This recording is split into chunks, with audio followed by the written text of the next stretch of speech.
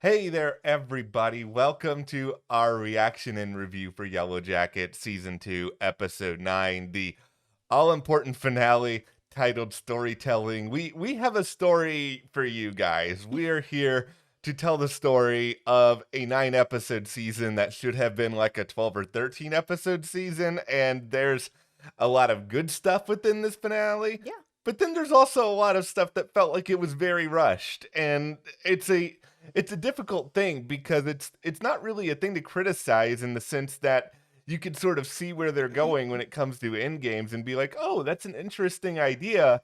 But then you sort of miss a lot of the middle because it just felt like this was such a condensed amount of time. They really wanted to deliver these big moments, and we got to a lot of them a little too fast for my own personal liking. Yeah, I mean, everybody needs to put on their hard hats for this video because there was a lot of stuff that I did really like. I mean, Yellowjackets, I love Yellowjackets. It's one Yeah. of my favorite shows. And as fans of the show, us and you guys, I mean, if we don't hold the show accountable, then nobody will. Like, true fans, all of us are the people who are going to hold the show accountable because we know how good this show is.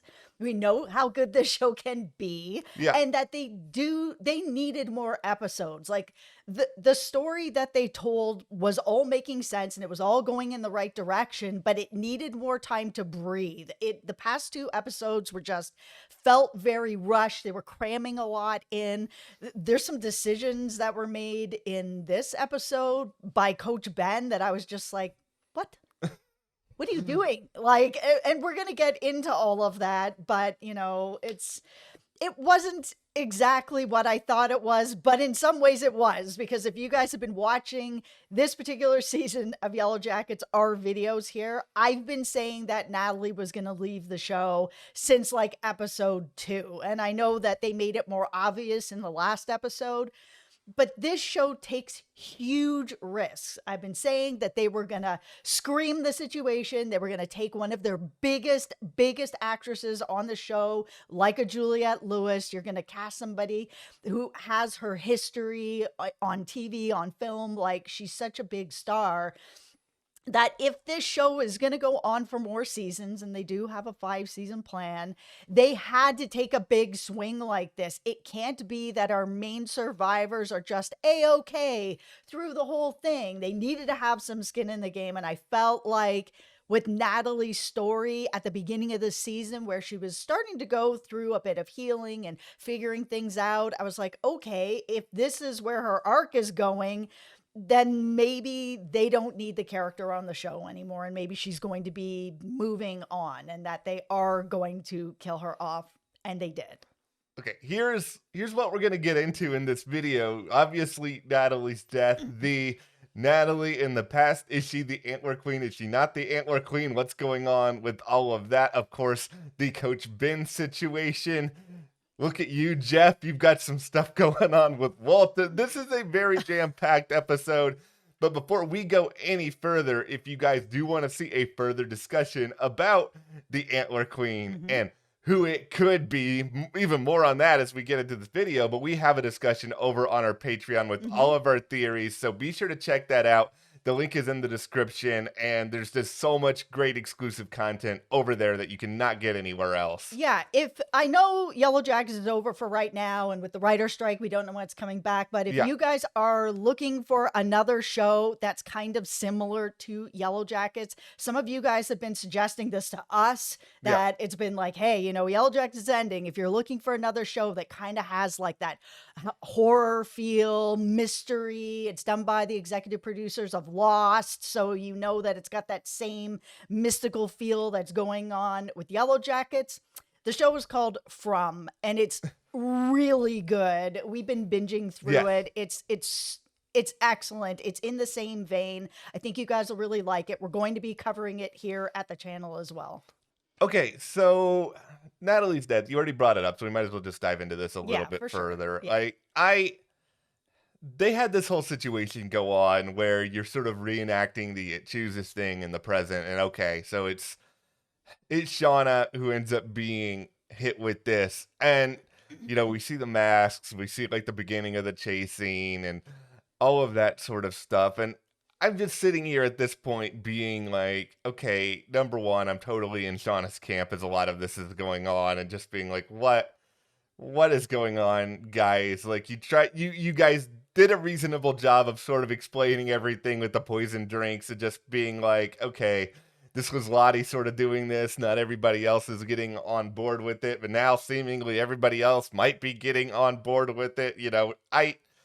I never thought that for a second, though, that Shauna was going to be leaving. I don't know if the show meant for us to really be thinking that. But, I'm not even necessarily saying that Melanie Linsky's the biggest star of Yellowjackets, but she is the star in the sense of she's sort of the lead character amidst an ensemble show. It's like if I'm thinking of one adult character in the present, I'm thinking of Shauna. Losing Natalie's a big swing, but I did not think they would take the swing of losing Shauna. So if you guys thought, if you were going to make me think that we were going to have her go, I never bought into that. I'm sorry. No, I didn't think that Shauna was going to go. As I said, I've been thinking that we were going to lose Natalie all season. And how we lost her sort of, mirroring what happened in the past, where, last episode we saw, Natalie was chosen in the past and Javi ended up taking her place so that Natalie could live. And then now we're in the present where, we've got Natalie jumping in the way and her dying so that Lisa can live. Like it was really sad to see it happen that way, but it was a really good full circle moment that she sacrificed herself so that someone that she really cared about. I mean, we even saw her at one point warn Lisa to get out, and she didn't because, she's drank the Kool-Aid and she wants to protect Lottie and ended up staying, and this whole thing happened. But watching Natalie's arc this season go through where she's battling her addiction and she's trying to get through it and get to the other side of it, and it's a lifelong process, but she is getting better and she is feeling better. To have her then die the way that she did, where they were like, oh, it's an OD, completely heartbreaking that this is the way that this happened. And then Misty, she's just like, I killed my best friend. Like, she said the same thing when she killed Crystal accidentally. She was backing her up and she felt responsible for it. And here she is responsible for it. It was just, I'm very curious to see how Misty really handles this going into the next season, because she's very good at putting things down inside of her. I mean, we saw the whole thing with her bird last episode where it was like, you're a closer, don't worry about it. You do things because you're helping people. But now that it's Natalie, like, I don't know how she's going to be able to push that down. I don't know. Like, that is the sort of interesting premise, because maybe this is like the thing that fully breaks her at this point. I will admit that even for the seconds leading up to what happened with Natalie, I really thought the show was going to try to find a way to chicken out on this in some way or form. And I'm not saying that, Lisa's not a character who is like completely meaningless or anything. She did have a very important role this season, but she's not a yellow jacket, and the wilderness wants yellow jackets. Yeah, they do, and that's why I was just sort of being like, are you guys just going to really just like, well, okay, we made you think that somebody was in danger. No, you got rid of Natalie. You took the swing. You took the swing. I give you a tip of the cap for taking the swing. Now, of course, in the midst of all of this going on, you're trying to then simultaneously tie together the Adam Martin case and everything that's happening there. And it's just, this is where, to me, everything gets a little bit complicated, because let's just talk the biggest of big pictures here for a moment. So, Natalie is gone. We have everything that's going on with Lottie. She's being carted away. She gets shot. We have everything with Adam. It's just like, do you guys think that the police are just going to be done investigating or asking questions about all of this stuff? Especially since, hey, you're Shauna. You were involved in all this Adam Martin stuff. You were being interviewed, and now somebody else has died around you, and this person's been shot in the shoulder. It's just like, this is a lot. No, there was a lot, and we're going to get into that whole Adam, Kevin, Shauna's on the premises, Jay, Walter, like that whole story I felt could have been No, we're going to get into that. Okay. Okay. But first, before we move on from Lottie, I want to say that her being carted off and sort of taken to like a mental health center and all that, for me, kind of took away a lot of the wilderness and the mysticism of the show. And one of the things the show has done very well is this is a show about trauma and what these young girls who then became adult women went through and how they carried their trauma with them. But there was always this feeling that there was this mysticism behind it, that maybe it's not all trauma, it's partial trauma, but also there is something bigger than them that is in them, that is sort of around them, that is leading them. And to sort of have it all tied up with, well, Lottie's being carted off to the mental health center. It's just like, so, okay, so what? It just ended and Lottie's crazy. What? No, no, like it just felt like such a, I don't know, just such a cop out that it's like, does it always have to just kind of end that way where it's like, oh, it's this? It's funny because I have been the person most of this season being like, I don't think there's anything mystical going on here, but I'm still not. I'm not fully sold that the show is done with it. And I say this mostly because, yes, Lottie is off now, presumably in some institution for a little while. But what if, what if she is the true believer and everybody else is thinking a little bit too fast on some of this because, Ty has still been sleepwalking. Like, that's been going Mhm. on. She had this sort of line to Van that was just sort of like, you'll see before she's gotten carted off here. So I'm just sort of thinking about what does you'll see mean? Like, what are you trying to pull here, Lottie? Regardless of whether or not all this stuff is just like an actual byproduct of trauma or whether or not there's like Mhm. some mystical being, the essence of the wilderness is just still flowing through everybody. Like, no matter what camp you lie in, I don't personally think that the show is going to be completely done with all of this. I think what's going to happen is these Yellowjackets, I think they're going to try to accept what we've sort of laid out here that, okay, Lottie's just crazy. It's all going to be better now. They may go back to their normal lives. They may try to do normal things, but I think some weird stuff is going to keep happening and happening. And I think somebody is going to start to be like, did we make a mistake? And it might be Van. I mean, it might be Ty. Who knows? But okay, let's get into the whole framing this cop and Yeah, Walter coming in. Okay, listen, I've enjoyed the Walter character quite a bit. We don't really know very much about him. He was seemingly telling the truth to Misty when he was like, I'm a citizen detective, I'm on this board. Okay, I'm also really rich. Yeah, yeah. you are. Okay, great. So that's all we really know about him. We don't know how he's connected to Adam or if he is. We don't know if he's connected to a yellow jacket or if he is. He's seemingly a mirror of Misty is kind of what I got from this episode, that he's also a closer, that he'll be like, oh, Misty needs help. I'm going to come in and, kill this person, help with this, frame this person. I'm just like, that's an awful lot for somebody that you've met so quickly. And we know that that happens to Misty too. She thinks Natalie is her best friend, and they've only sort of recently reconnected, or Crystal was her best friend, and that wasn't really a thing either.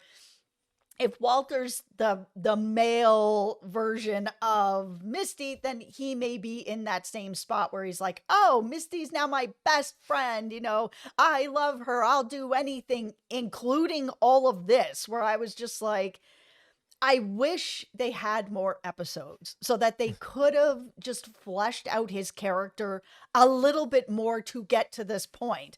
But overall, my biggest criticism with it is that I didn't want to see Walter come in and white knight the situation.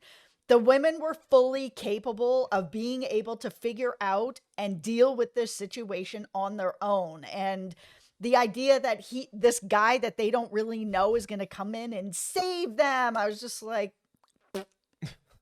I'm not into it. I didn't like it. Okay, I'm just gonna put on the tinfoil hat here for a All moment right, because put it on my hard hat because I feel yeah, like you you still guys in got the that on. comments are gonna come Okay, for me. so Walter's last name is Tattersall.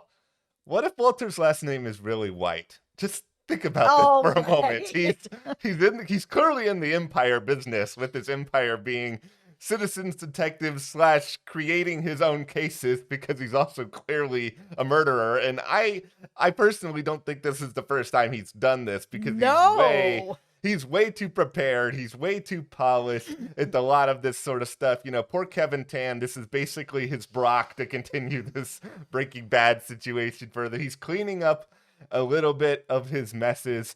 Maybe Misty is kind of the Jesse Pinkman in this situation. And Jay just gets off scot-free. He's gonna be like, yeah, Kevin, he did it all. I'm good. I was just like, Okay, I mean, I'm having fun with the situation, but really it's another example of the show taking a very, very big leap. And I think with this situation in particular, with Walter, with Elijah Wood, he's just kind of really good at playing these characters that yeah, are he sort is. of, creepy or mysterious, and they have all these different wrinkles. It's like I just wanted to have a little bit more time to understand maybe a little bit of where he's coming from, but why he would do this. What is it about Misty that makes him so desperate to protect her? I'm sure maybe we'll get some of this in season 3, but I'm impatient. We already have a lot of other things that we are going to be looking forward to in season 3. Why can't we have a little bit now?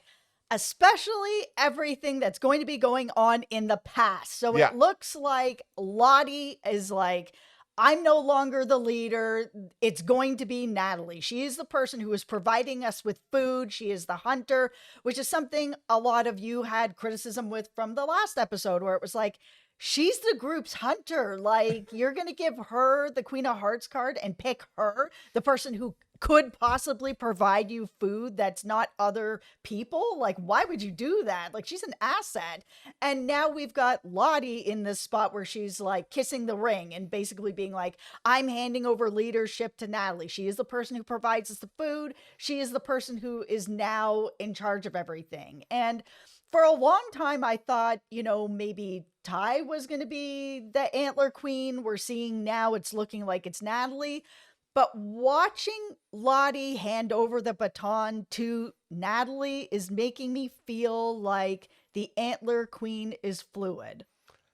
I think it's either fluid or we just don't really know who it is yet. Like, I think season 1 at the end of it, they kind of really did a good job of making you think that it was Lottie. And I think a lot of people went into season 2 basically being like, oh, it's Lottie. Lottie's the Antler Queen. We don't need to have this discussion anymore. Well, yeah, they also, the picture of her, she's got dark hair that's coming out. But then if you look closer, there's also like tendrils of hair of the same like dark hair laid out on the lap that aren't attached to the head at all. So, it could just be, a wig or something even darker.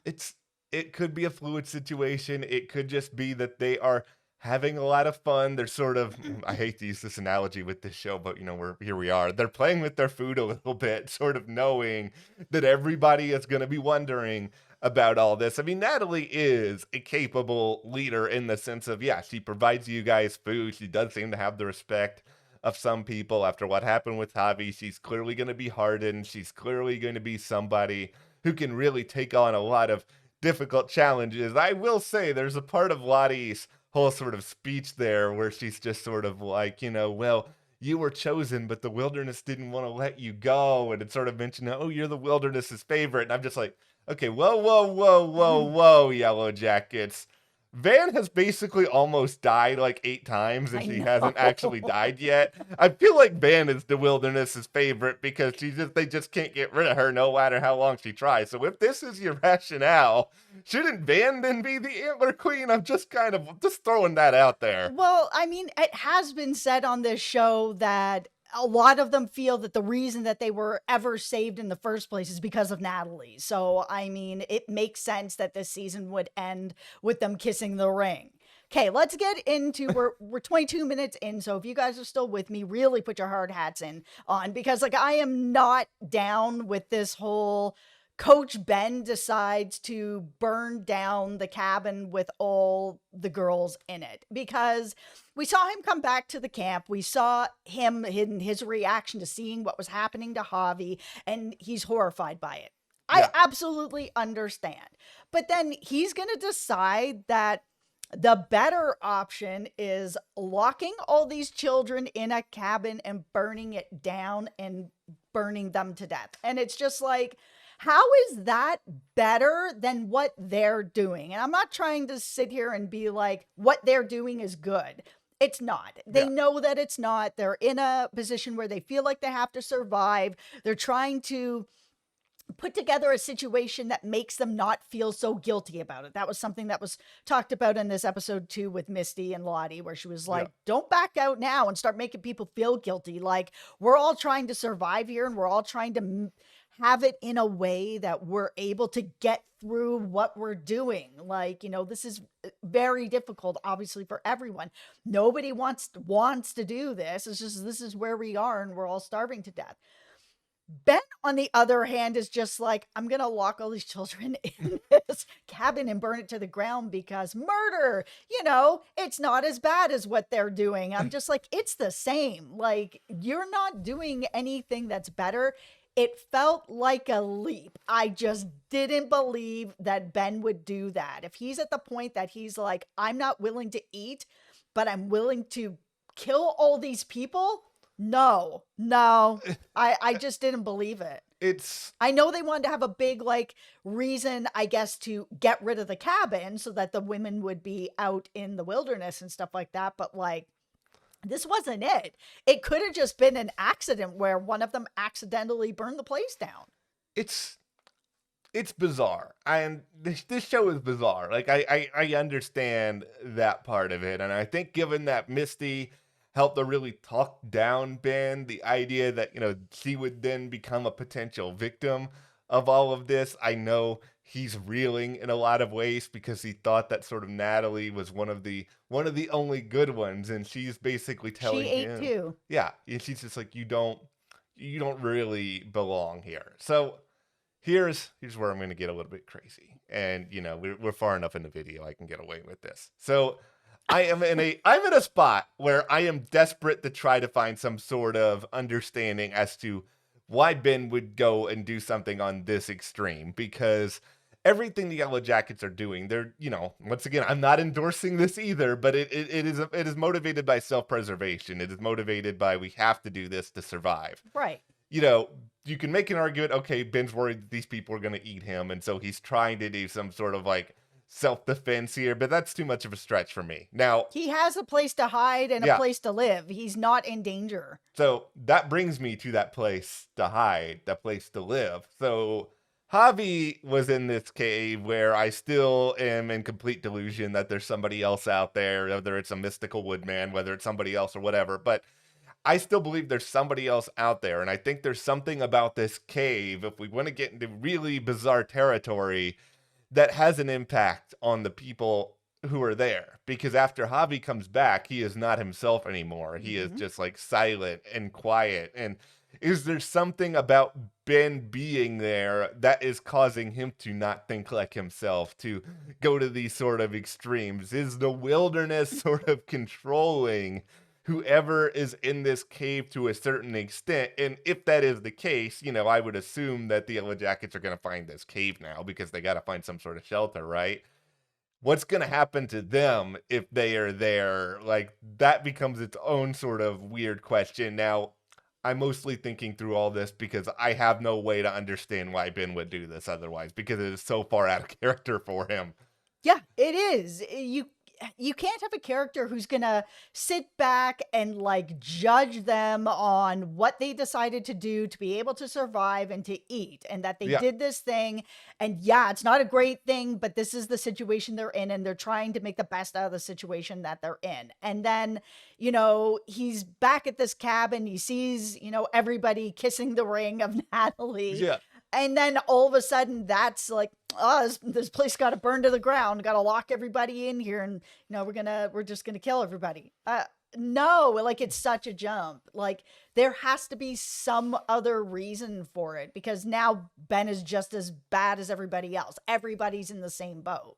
It is kind of hilarious, though, that we spent most of the season thinking, or at least I did, thinking that Ben was going to die, and now Ben is the person trying to just, like, destroy everybody else. But, all right, we're far enough in. Can I give out an award? Mhm.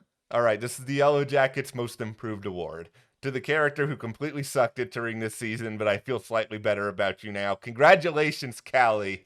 Here is your trophy. I do not despise watching you anymore. You are just a poor young woman trying to relate to your mother who has been completely detached. And the best way you're going to do this is to show up at the compound with the piece that you're hiding behind your back. No, I really did. I didn't like all the stuff with Adam and the cops and whatever, but I really liked how they used Jeff and how they used Callie and how it brought that whole family together in a way that they weren't really together in the first season. Congratulations. Enjoy your award. Now the long hiatus begins. Yep. We don't know when season 3 is going to be back. No. Pay the writers. That will help to make the progress a little bit faster. Yep. But we'll hopefully have news before too long. Maybe by the end of this year, it'll be filming. But for now, just give us all your theories. Yeah. Check out our Patreon. Our link is in the description below. Thank you guys so much for watching, hanging And out thank with you us. to all our Patreons for supporting us here at the channel. All right, we'll see you here next time.